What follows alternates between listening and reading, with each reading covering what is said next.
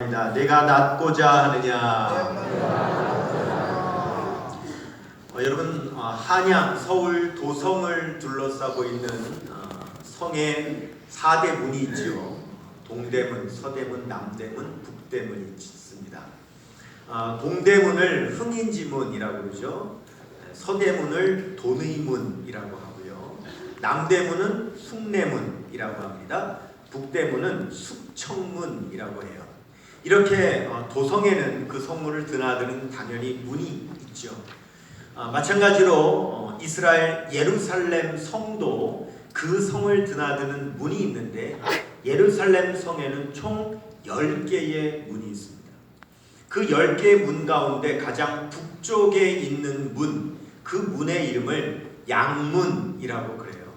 그 이유는 그 문마다 그 문으로 들어가는 그 기능들이 다른데 북쪽에 있는 이 문은 하나님께 제사 드릴 제물, 양을 가지고 드나드는 문이라고 그래서 양문이라고 합니다. 그런데 그 양문 곁에는 큰 연못이 있는데요. 그 연못의 이름은 베데스다라 하는 이름의 연못이 있습니다. 이 베데스다라고 하는 말은 베이트, 헤세드라는 말이 합쳐진 말입니다. 베이트라고 하는 말은 집이라고 하는 말이고요. 헤세드라고 하는 말은 사랑, 자비, 긍휼 이런 뜻을 갖고 있습니다. 합치면 베데스다라고 하면 자비의 집이다 라고 하는 뜻을 가지고 있습니다. 그런데 이 베데스다는 지금은 그 흔적을 찾을 수가 없습니다. 그런데 1888년에 슈크라고 하는 고고학자가 그 지역을 발굴하면서 그 지역에 큰 연못이 있다는 것을 고고학적으로 발굴해냅니다. 그래서 요한복음 5장에 나오는 베데스다 연못이 역사적으로 실제로 존재한 연못이었다는 것이 이제 밝혀지게 되죠. 이 베데스다 연못은 폭이 40m 정도 되고 길이는 90m 정도 되는 큰 연못인데 두 개로 나누어져 있는 쌍둥이 연못입니다.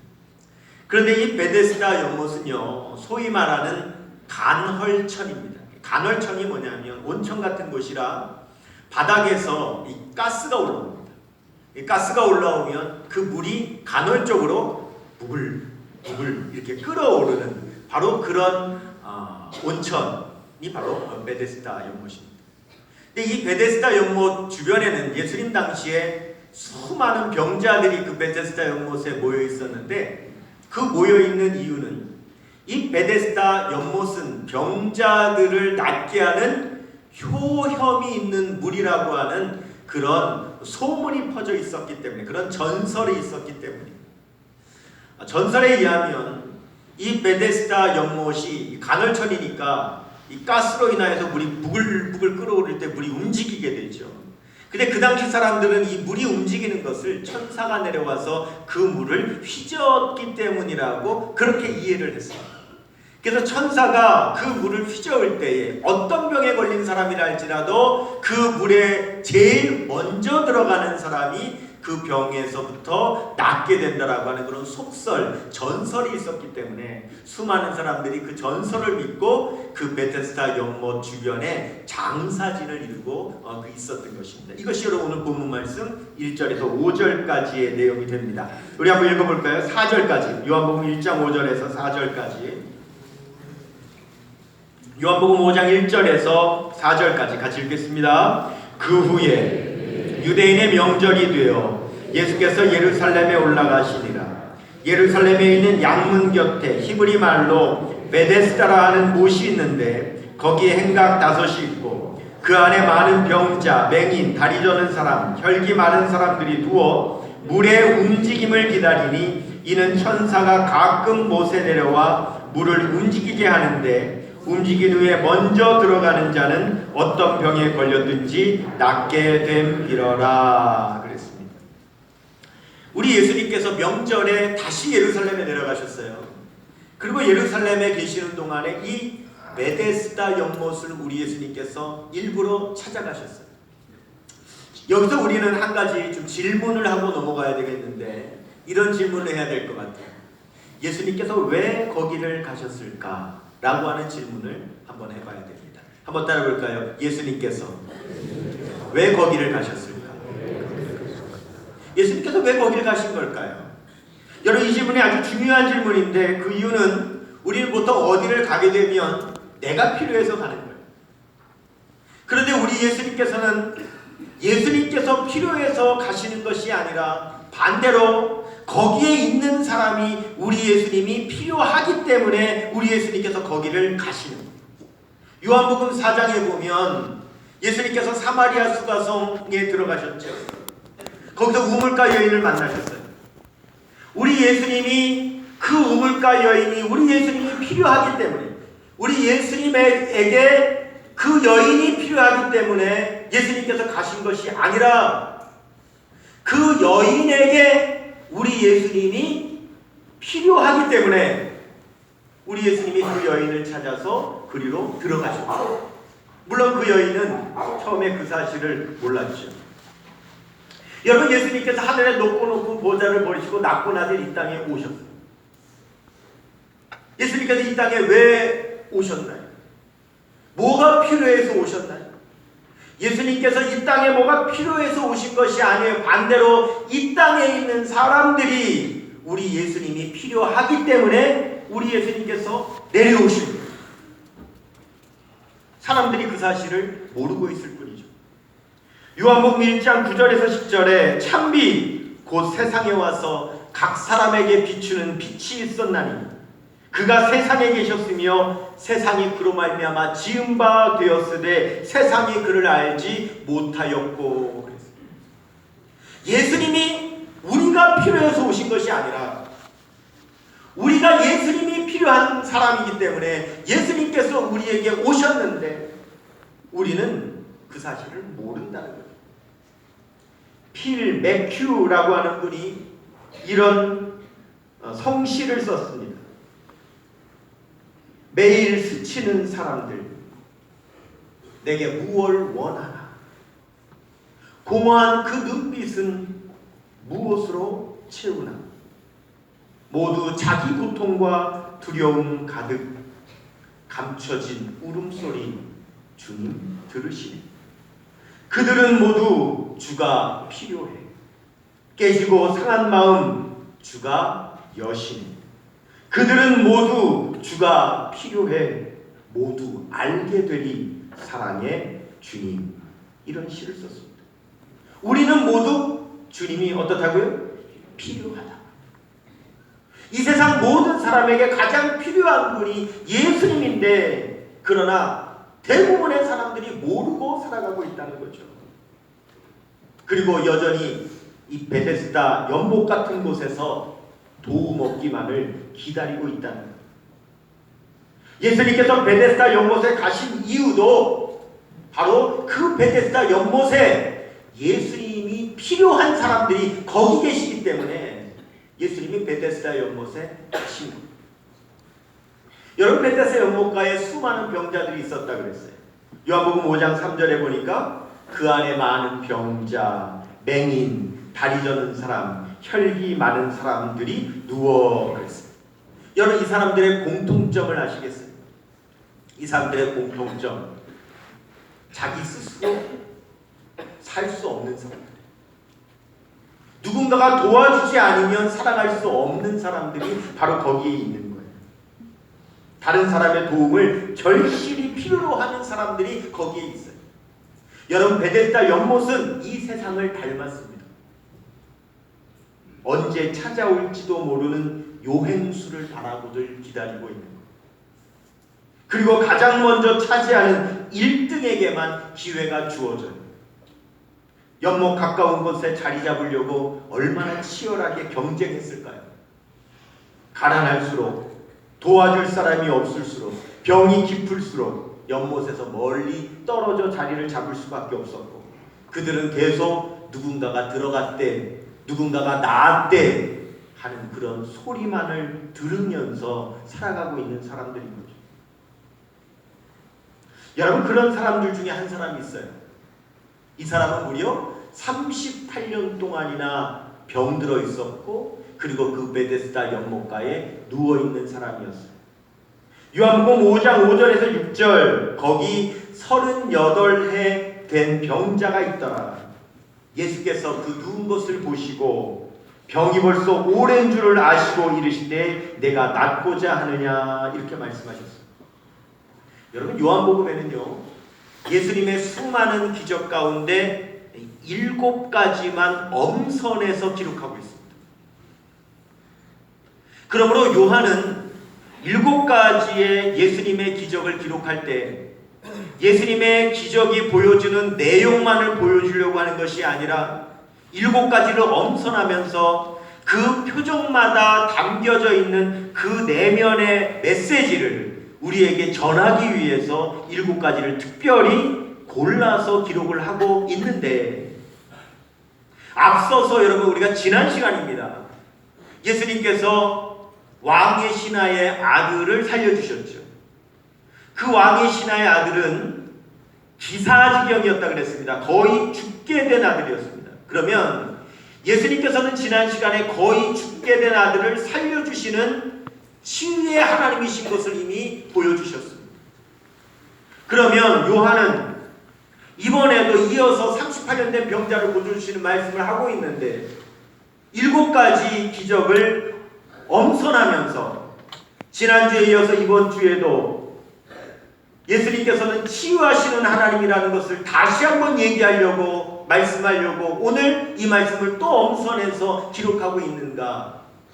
그렇지 않다는 거예요. 이미 예수님께서 치유하신 하나님이라는 것을 보여줬어요. 여러분, 물어볼게요. 기사지경에 있는 아이를 고쳐주는 것과 오늘 38년 된 병자를 고쳐주는 것, 여러분, 어떻게 보면 누가 더 중병입니까? 기사지경에 있는 아이가 더 중병입니다. 그런 그 중병에 있는 아이도 내 아들이 살아있다는 말로 고치셨어요. 그런데 38년 된 병자 못 고치시겠어요? 그 7가지의 귀한 표적을 예수님께서 치유하시는 하나님이라는 것을 다시 한번 강조하기 위해서 또 여기에 기록하고 있는 걸까요? 아니라고 하네요. 오늘 말씀에 담겨져 있는 바로 예수님의 이 기적의, 이 표적의 이면에 담겨져 있는 우리에게 주시고자 하는 메시지가 또 들어있다라고 하는 거예요. 예수님께서 38년 된 병자에게 이렇게 물으셨어요. 네가 낫고자 하느냐, 이렇게 물으셨어요. 오늘 설교의 제목이기도 하고 오늘 핵심입니다. 한번 따라하겠습니다. 내가 낫고자 하느냐. 내가 낫고자 하느냐. 여러분, 이 질문이 어떠세요? 네가 낫고자 하느냐. 여러분, 이렇게 아멘입니까? 근데 여러분, 38년 된 병자한테 물으신 거예요. 38년 동안 병을 앓고 있는 사람, 그리고 베데스다 연못가에서 그 병이 낫기를 38년을 기다려온 사람에게 예수님께서 물으시는 거예요. 내가 낫고자 하느냐. 여러분, 세상에 이것처럼 당연한 질문이 어디 있겠어요?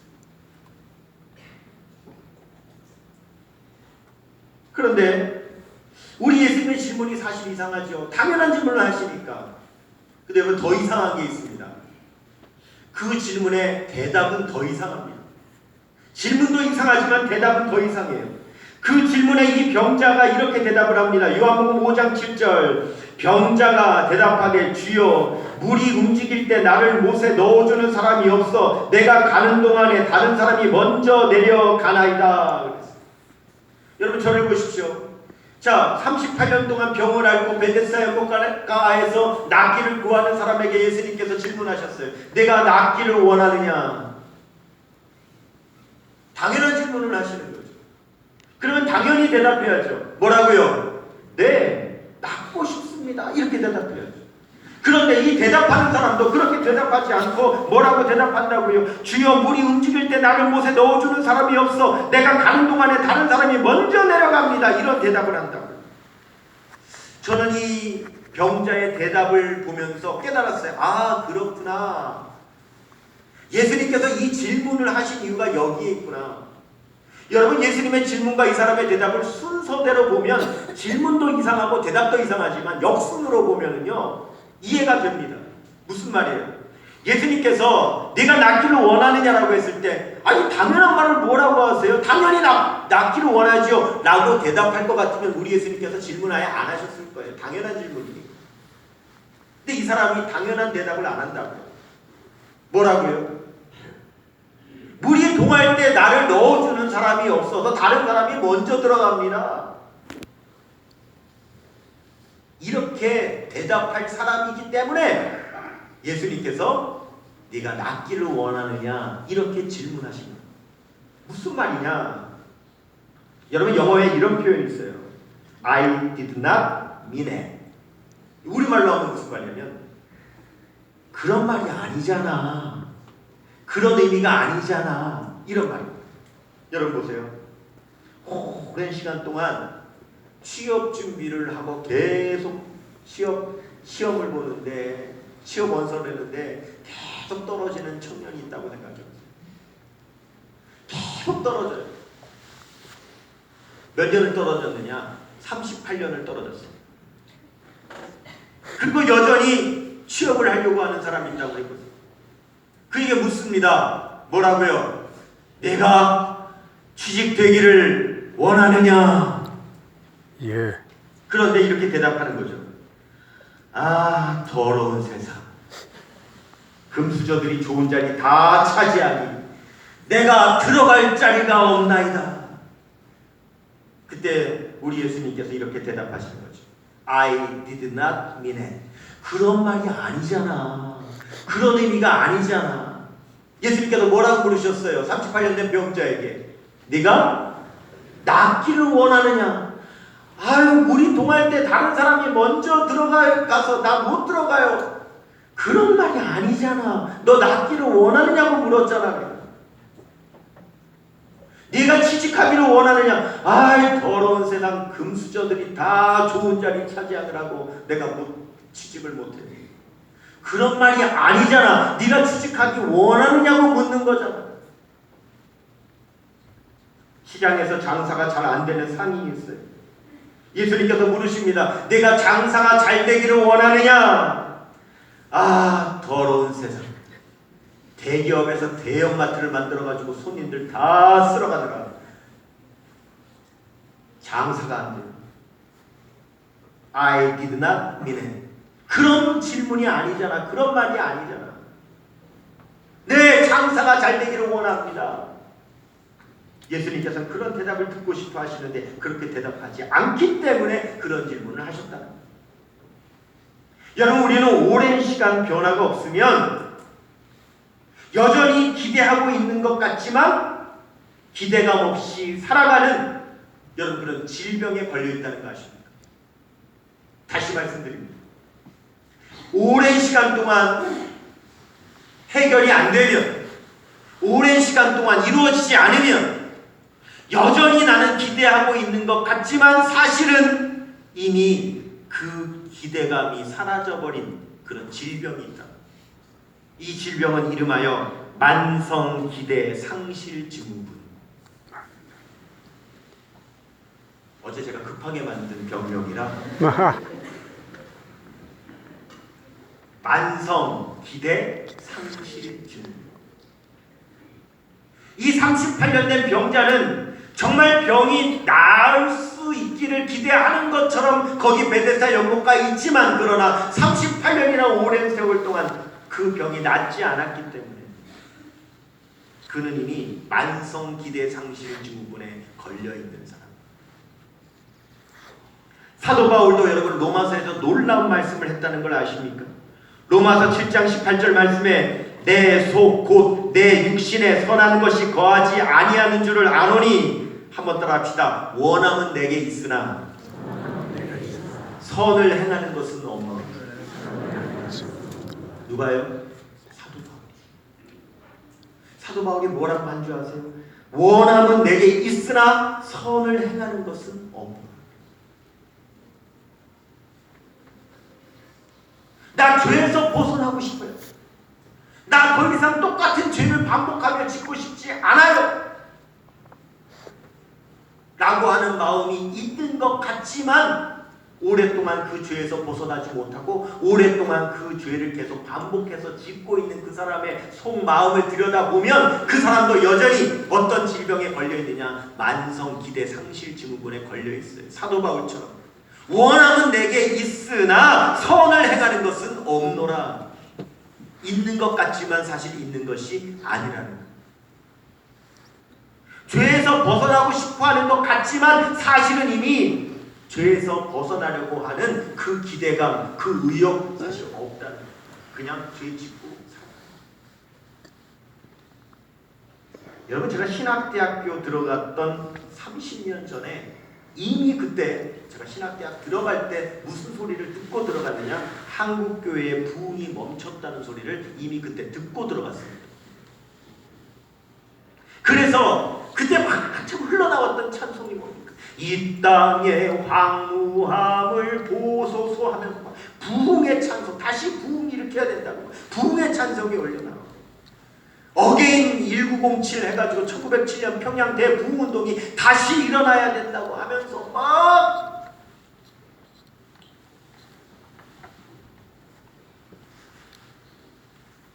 그렇게 30년이 지났어요. 그런데 여전히 한국교회는 지난 30년 동안은 그렇게 부르짖었지만 부흥되지 않고 있어요. 여러분, 앞으로 8년만 더 지나면 38년 된 병자와 똑같은 상황이 벌어지는 겁니다. 아니, 이미 그렇게 되겠지. 38년 된 병자가 38년 돼서 그때 만성기대상실 증후군에 걸렸겠습니까? 아니요. 이미 걸렸는 거죠. 30년 동안 부흥을 외쳤지만 한국교회가 부흥되지 않고 있습니다.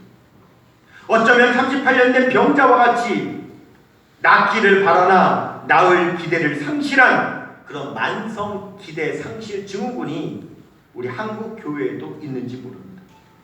여러분, 한번 물어보겠습니다. 여러분, 한국교회가 다시 부흥되기를 원하십니까? 네. 한국교회가 다시 부흥될 수 있을까요? 네. 말은 그렇게 하지만 이미 30년 동안 안 돼왔기 때문에 원함은 내게 있으나 선을 행하는 것은 없노라. 그럴 수 있다. 여러분, 정말 한국교회가 다시 부흥할 수 있는 대안을 제가 오늘 제시하겠습니다. 30년 전에 한국교회에 위기 신호가 왔을 때, 여러분, 그 30년 전에 그때요, 그때 한국교회가 교회 학교에 전적으로 투자했었어야 됩니다. 그 30년 전에 교회 학교에 전적으로 투자했었다면 그때 10살이던 교회 학교 아이가 지금 현재 몇 살이 됐어요? 40살이 됐어요. 지금 40대가 되어 한국교회를 일으킬 주축 세력으로 이미 성장해 있을 겁니다. 그러면 우리는 지금요, 한국교회 부흥을 정말 다시 보고 있을 겁니다. 다시 질문하겠습니다. 예수님께서 저에게 질문하시는 거죠. 권영기 목사야, 너는 한국교회가 다시 부흥하기를 원하느냐? 아유, 우리 선배 목사들이 그때 30년 전에 어린이들한테 투자를 했었어야 되는데 그때 안 해가지고 지금 이 모양. I did not mean it. 예수님께서 지금 질문하시는 게 그게 아니잖아요. 지금 저한테 내가 지금 너한테 질문하고 있는 게 아니냐. 너 한국교회가 부흥되기를 원하느냐? 내가 너한테 그렇게 질문하고 있으면 예, 그렇습니다 라고 대답하면 될 것이지, 30년 전에 우리 선배 목사님 그때 교회학교에 투자를 했었으면 지금 내가 목회하는 지금 40대들이 벌떼같이 일어나서 한국교회를 지금 주축의 세력이 돼가지고 그 내가 목회할 때 큰 지금 힘이 될 텐데 그때 교회학교 투자를 안 해가지고 지금 내가 그 말이 아니잖아요. 여러분, 지금 저의 이 대답이나 38년 된 병자의 대답이나 여러분 다를 바가 뭐가 있느냐 이거죠. 왜 그동안 자기를 못에 넣어주는 사람이 없었다고만 원망하고 앉아있느냐 이겁니다. 물론 38년 된 병자를 비난할 일이 없죠. 왜? 그는 그럴 수밖에 없었습니다. 그에게는 대안도 없었고 그는 그 전까지 예수님을 만나지도 못했습니다. 그러나 우리는 아니잖아요. 우리는 예수님을 만났잖아요. 예수님은 38년 된 병자의 대답에 이런 방구 말씀하지 않으셨습니다. 그게 핵심이에요. 무엇이 어찌 되었든지 중요한 것이 아닙니다. 그가 38년 되었든지 그가 뭐 지금 병에 걸렸든지 아무 상관이 없습니다. 예수님은 지금 그 병자에게 이렇게 말씀하셨다는 사실이에요. 요한복음 5장 8절에서 9절, 예수께서 이르시되 일어나 내 자리를 들고 걸어가라 하시니 그 사람이 곧 나아서 자리를 들고 걸어가니라. 할렐루야. 네, 일부 예배 맞습니다.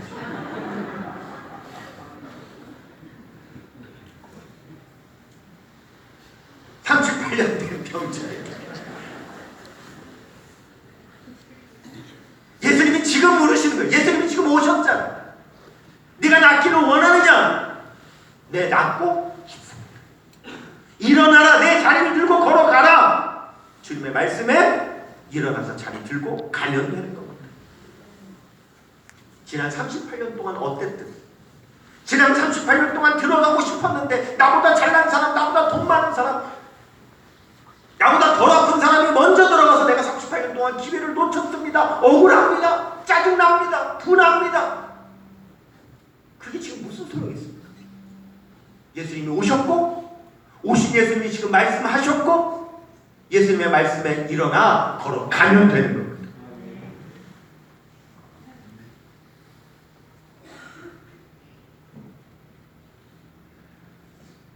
지난 30년 왜 교회 학교에 투자하지 않았느냐고 원망 불평하고 그냥 앉아있지 말고 지금 오늘 예수님께서 일어나라 하시니 오늘 일어나면 되는 겁니다. 오늘 주일학교에 목숨 걸면 30년 후에 한국교회 다시 일어납니다. 여러분, 이 땅의 모든 어린이들이, 이 세상에 있는 모든 어린이들이 다 교회 학교를 나와요. 그래서 교회 학교에서 말씀 배우고 선생님들 사랑받은 경험이 있어요. 물론 그 아이들이 다 자라나서 신앙인이 되지 않겠죠. 교회 학교 다니다가 나중에 세상으로 다시 간 아이들도 있겠죠. 그런데 여러분 이거 아십니까?